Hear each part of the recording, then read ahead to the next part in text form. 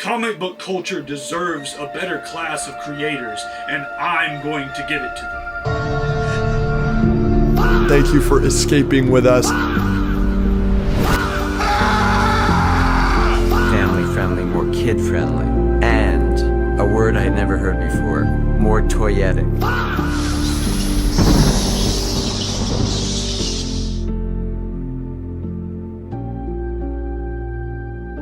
Welcome you to the newest installment of Modern Saviors, where we study superhero mythology and contemporary legends. Today my mom asked me if building this brand and running this channel has begun to feel like a chore. And I thought that was like the furthest thing from the truth, you know, because honestly it feels more like a fight than anything. Isn't that what superheroes are all about? Fighting for what's right, fighting to change or maintain the status quo, given whatever is best at the time. And they're always just literally fighting. In every adaptation, somebody's swinging almost immediately. But anyway, I think that's more of what comic book culture needs. That duty to fight. That duty to undertake all hardship on behalf of the common man. On behalf of those who do not possess the strength themselves. I don't think comic book culture is currently doing that. I think we're doing quite the opposite. What would you say to the drivers that can't even do 500 miles a day? They got soft hands. Yeah. They ain't a driver. While comic book culture is present across all social media, whether it be TikTok, YouTube, Instagram, everyone knows that it primarily exists on X. That is where all the conversations are. That is where all the debates happen. That is where a lot of degeneracy goes on as well, unfortunately, but we'll fix that. So it primarily exists on X, and that's where the main conversation happens. And you really get a sense for people's mentality. That's why I think X is the best social media platform by far, because you write, you come up with it. It is purely your thoughts. It's not Instagram where you're trying to doctor the best photo and make the best video, or it's not really TikTok where you're trying to get the most attention. There's an authenticity to most of the creators on the platform. Maybe not most, but you know, with dead internet theory being ever more prevalent, there is an authenticity to some accounts, and I think that gives the platform more credibility than any other. But comic book culture primarily exists on X. And so, recently, as I've started to push more of my content onto the platform, I am getting the most split reaction. Granted, that's exactly what I wanted, but it's almost crazy how well it's working. Because I posted a clip from my last video that was similar to this one, the future of the comic book world, and the replies to that post were almost split down the middle. Some people were saying, you took the words out of my mouth, or did we just become best friends, or you killed it, bro, or something to that effect. However, about half of the replies were something to the effect of, you're a loser, bro, you look ridiculous, or, you're a grown man talking about this, and Alan Moore was right about you. It's crazy to say that. The crazy thing about the Alan Moore comment was that Alan Moore and I discuss and oppose the same type of comic book fan. It's the type of fan that gatekeeps. It's the type of fan that disallows certain characters from doing this or that, or Batman can't ever kill, or Superman can't ever, like, not smile, you know, whatever it may be. The type of fan that treats fictional characters as if they have to maintain their sinlessness at all times. And it's a substitute, it's a secular substitute for a savior, which we'll discuss in Understanding Superman 4, but that's for a future video. But the people who rely on it for escapism and glee instead of hope, the people who constantly rely on it for that as a crutch to help themselves not have to live in reality. That is what Zack Snyder or Manchester Black mean when they say, you're living in a dream world. Comic book culture needs to be pushed beyond where it is right now. There is too much silliness, there is too much goofiness, there's no substance. The past 11 flops we have received from DC Comics is so indefensible because of its lack of any value. When's the last time you've seen a conversation about any one of these movies? Any one of them. Like a genuine conversation about what it represents, about how it tells us to exist, about what it wants us to be. It's non-existent because it exists purely as entertainment and not as myth. That is really the fundamental difference between different factions of comic book fans. I believe it's safe to generalize it into two different categories. Those who want to be entertained and those who want to be challenged. I grew up with the darker stories, with the more grounded stuff, with the stuff that felt real. You know, I grew up with the Raimi Spider-Man trilogy, followed by the Dark Knight trilogy, followed by Watchmen 300, followed by Phase 1 of Marvel. Phase 1, that original Iron Man movie, that World War II Captain America movie, the first Thor, which was Shakespearean and theatrical and opulent, that's been siphoned, that's been zapped from comic book movies, from comic books themselves, and from the culture as a whole. And that's what we need to reignite. That's what we need to reinstate, is that the myth behind it all, the lesson it teaches, what it wants us to be, what we can be, what man is at his utmost potential. You really see it. You really see the degradation in the new Superman movie from this past summer, where he's kind of a weakling being beaten up and begging for Lex Luthor's approval. That somehow gets worse with the release of the Supergirl trailer, because it's demoralizing. It's demoralizing. Supergirl, who is effectively the last princess of Krypton, the blood relative of the most powerful man in the world, the last woman from a race of a galaxy-spanning empire. And that trailer showed me a sad, depressed, substance-abusing loser. And it's great for these characters to have struggles, but they have to overcome them as well. That's half the battle. You see that in Batman v Superman better than no other. It's the self-destructiveness of Batman until the magnificent Martha moment, and then the self-reconstruction of Batman all the way up until the death of Superman, where he is set back on the right path after witnessing a man give his life for him. It's that kind of message that we need. It's that kind of example that is set by the better movies of comic book culture. And we have to change the culture this way as well. The culture has to come back. The culture has to have more serious conversations. The culture has to provide as much value as possible for it to remain relevant into the future. Do you really want to be written off as fans of a bunch of goofy, silly movies that just entertain you with nonsense fights? We are at least in a trough in comic book culture. I would say the ultimate peak began in 2002 with Sam Raimi's Spider-Man, escalated by the Dark Knight trilogy, exacerbated by Snyder's films, and then of course revolutionized by the Marvel Cinematic Universe. And now we're coming out of it. I think comics were such a new idea in the 1930s, and then such a new idea in the film industry in the 1970s, that we were really building up to that peak. So I think the peak of comic book culture was the post 9/11 era of America.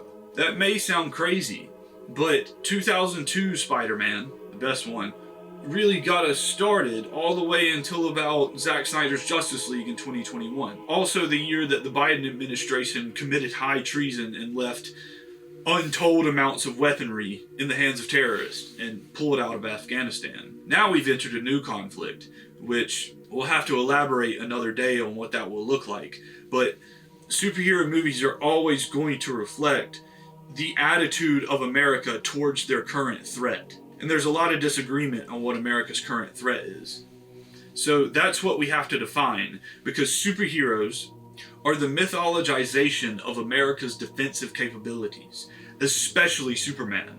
And so, if we want answers to the questions that we have going forward, we need to create real myths again that will represent the struggles we face, represent our conflicts. And we are not going to achieve that. We are not going to build a reputable and respectable culture when the creators of this culture are men who desperately need to go to the gym and record themselves crying over a trailer, or we have men who dress in Scarlet Witch dresses and in general create very emotional videos. That's not going to curate a culture of heroism. That is not going to curate a culture that defines the future. You know, those comments that I received recently on Twitter were, one of the main things I heard was that you're a grown man, or it's not that serious.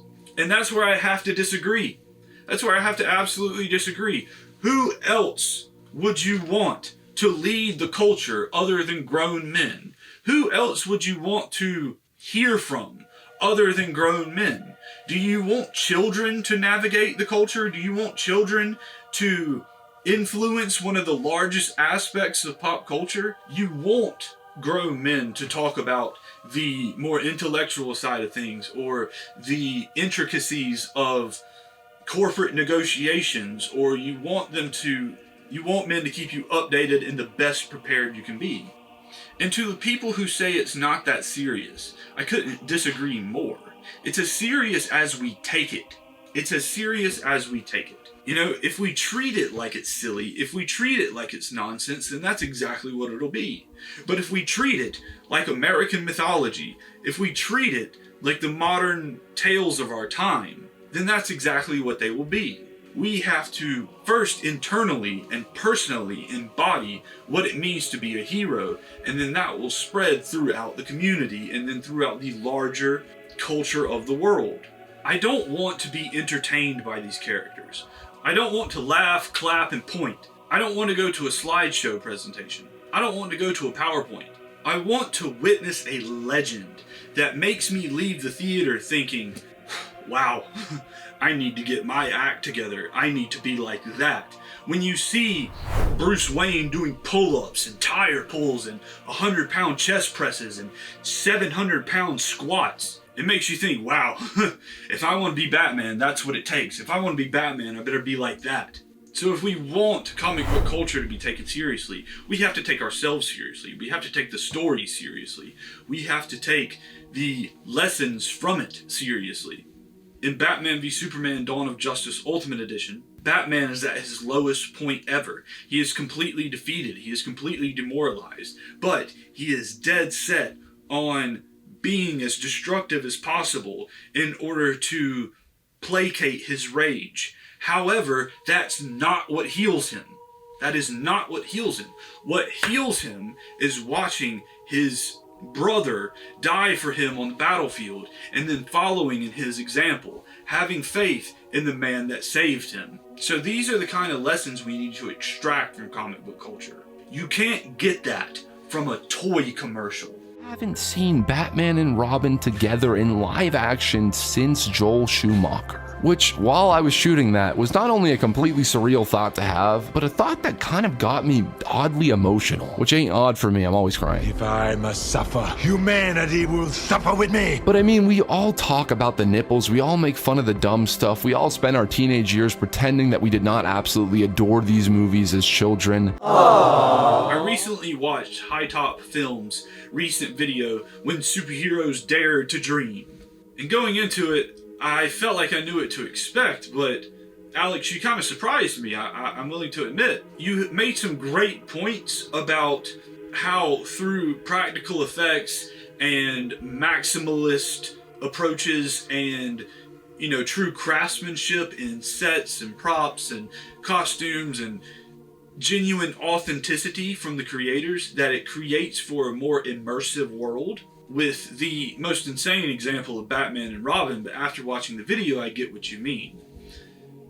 However, the underlying point of how this elicits childlike wonder is where we depart. I told you a minute ago that I have been a part of this culture for over 25 years. And so has everyone else. The audience has gotten older. I will prove this one day, but I guarantee that the DC audience is significantly older than the Marvel audience or any other, faction of fans out there. I would say probably the average age for the DC fan base is about 35. One day I will prove all this, but that's for another video. Anyway, the audience has gotten older. I have no more desire to feel like a child. I want to feel like a man. I want to feel like a badass. You know, saying these movies are toy commercials and that they're inherently ridiculous and that they're silly and goofy, that doesn't really do us any favors. I think that there's a latent insecurity in portraying comics and comic book movies as silly and goofy and ridiculous and all that. It's someone who lived through the period can correct me, but I think Batman and Robin is just what was badass in the 90s. You know, of course they have to appeal to a younger audience to some degree, but as far as the 90s go, when you think about like the Taco Bells and all that, the way they were designed, that seems like that over-the-top maximalist approach. It seems like that's just what was badass for the 90s. I could be wrong, but I don't think so. Anyway, we need myths. We need myths, not toy commercials. I want to become who I'm watching. I want to be that person. I think in the early scenes of Man of Steel, after Clark saves the men on the oil rig, and then runs up on the beach, you know, shirtless, just ripped, and just this guy that looks like more than a man. I think everybody who watched Man of Steel, I think every red-blooded man who watched Man of Steel looked at that scene and said, yeah, I need to look like that. Or at least I want to look like that. And so following that, most people got busy. They got in the gym. They listened to the Man of Steel soundtracks. I hear it all the time on X. You know, I listen to the Man of Steel soundtrack when I'm in the gym. I'm pumping Terraforming or, you know, Flight. And that just, it elevates you to that status. What if a child aspired to be something greater than what society had intended? You'll believe a man can fly. It calls you to a higher purpose. That's what makes it mythology. It represents where we are and what we should be. And so with that, we can't babysit these characters. We can't pander to them. Superman can't be happy all the time. If anything, he needs to have the hardest life. If you want to be the Superman, you're going to go through the toughest struggles. It's ridiculous to me to think that superheroes should be happy all the time and goofy, because a smooth sea never made a skillful sailor. The buffalo run at the storm. We have to test these characters. We have to push them to their absolute limits. The measure of a man is the amount of stress he can tolerate. It's the amount of adversity he can overcome. It's the amount of problems he can solve. And so, that's why Zack Snyder's Batman is the best Batman by far. We see him at his lowest. We see him when he's crossed that line. How does he come back? How does he win? How does he pull himself out of that depressive state? Well, what does the myth say? He fights like hell and then puts his faith in the man that sacrificed his life for him. It couldn't be any clearer. You need to fight. You need to prepare. You need warriors. I need warriors. We need warriors. Crying on camera in a graphic t-shirt is not going to curate a culture of warriors. So let's talk about Kingdom Come for a minute. This doesn't help. Party's over.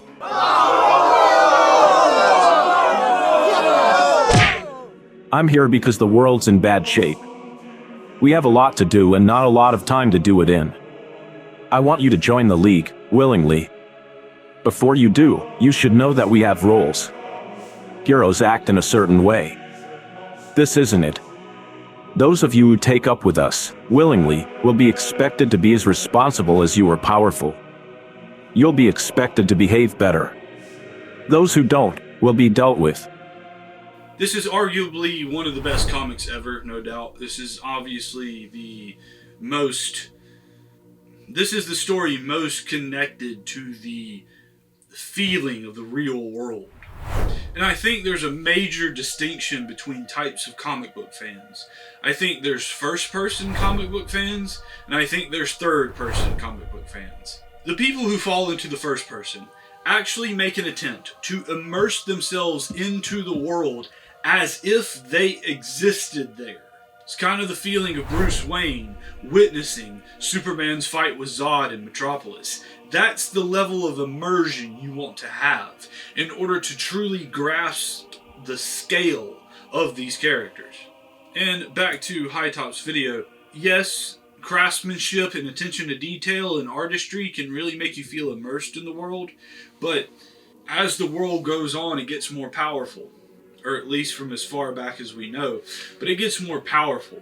So you can't really accomplish everything with practical effects. I'm sure a lot of time and money could be spent, but when a computer can create anything, it will immerse you in that world just as effectively. I've never felt more immersed in a world than I have with Skyrim, and that's all, computer generated. Anyway, the first person fans really immerse themselves as if they are the character or as if they exist alongside the character, which is very important. I talk about that a lot in Understanding Superman 1. Anyway, you have to think about what it would be like to be Superman. Put yourself in his shoes. Give yourself all the power in the world. What does that feel like? I can tell you it's not going to be easy. I can tell you you're not going to be smiling all the time. That's for sure. But what would it feel like to have the strength to lift anything? What would it feel like to be able to shoot fire from your eyes? I wonder about that all the time. What would heat vision really be like? So you have to put yourself in the shoes of the characters, or you have to at least exist alongside them. The third-person viewers, they approach it with this all-knowing logic about everything that goes on in the story and don't consider the characters' emotional clouding when making decisions. It's like, I know that this guy could have done this and he would have beat him here, but that doesn't matter. That guy couldn't even perceive of that possibility at the time. So when you put yourself in the first person view of the character especially, it really makes you consider what it would be like to be that character. What would it take to be Superman? You better get in the gym if you want super strength. You better dedicate yourself entirely. You would need to be extremely cognizant of how you implement and use your power. Because if you have all the power in the world, yes, you can do the most good, but you can also cause the most destruction. If you want to be Batman, you better study. You better dedicate yourself on a whole different level. You better go train with ninjas in the Himalayas. Why not? Go do it. Go train with ninjas in the Himalayas. See what happens. See how your life changes. If you want to be Iron Man, you better be the best engineer in the world. You better be a math wizard. You better study every aspect of mechanics. You better build stuff if you want to be Iron Man. You can't be Iron Man sitting around watching Iron Man movies. You can't be Batman sitting around watching Batman movies. You better learn how to fight. You better lift. You better study. That's what it takes. I've always had this philosophy, and it's kind of simple, but if you want to be a thing, you have to do that thing. Like, it sounds simple, it sounds silly, but if you want to be a painter, guess what you gotta do? Paint. So, the more you do that thing, the more you will become said thing. We can create that respectable, reputable, and aspirational comic book culture if we embody the values of the heroes and if we voluntarily participate in the same struggles that the heroes experience. Think about how much Batman sweats. Think about how much pain Batman is in. Think about how much his injuries weigh on him. Think about all the self-imposed torture he puts himself through in order to be Batman. It takes more than you would think. And this is what we're going to discover, is what are the proper courses of action in order to become a hero, in order to become Batman, in order to become a Superman. And if we can fix our subculture of comic book culture first, we can fix the culture of the world. The compounding interest of our example of how to be dedicated, self-sacrificing heroes will influence the world in the most positive way possible. However, to embody what it means to be like one of these heroes, to be a Superman, it's going to take a lot of hard-fought work. Think about it. No comic book character ever became who they are easily. They all have a tragic origin story, and they use it to their advantage to become something else entirely, to become a force of good in the world. We can't do that through escapism. We can't do that by being entertained. We can't do that by watching toy commercials. We have to create myths. And the grandest myths of all will be our own lives. One day, we'll tell our own stories. One day, we will be a Superman to somebody. So continue to work. Continue to improve yourself. Continue to turn yourself into a Superman or a Wonder Woman. Continue what it takes to face the greatest evils of the world with bravery. Help me reclaim comic book culture from those who cry over trailers, from those who think they can police your thoughts through reputation destruction and ridicule. Help me reclaim comic book culture from those who think that what we've spent our entire lives immersing ourselves in is goofy, silly nonsense. It offends me. It should offend you. Superman is so much more than that. Batman is so much more than that, and all the rest of them. They are so much more than tap dancing clowns. We need heroes. We need warriors. We need modern saviors.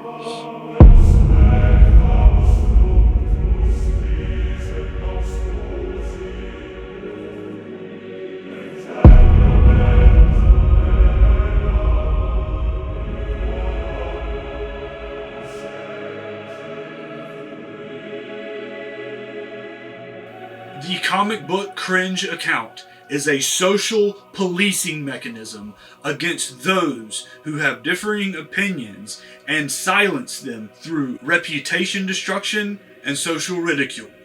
They have several admins for an account that just posts screenshots. Everything you have seen on this channel has been done single-handedly by me. And it takes multiple people to post screenshots of thoughts they disapprove of. That account has no credibility. It has no place in comic book culture. If you told me that account was a psyop funded by the ADL, I would believe it. They have no validity other than dogpiling groupthink.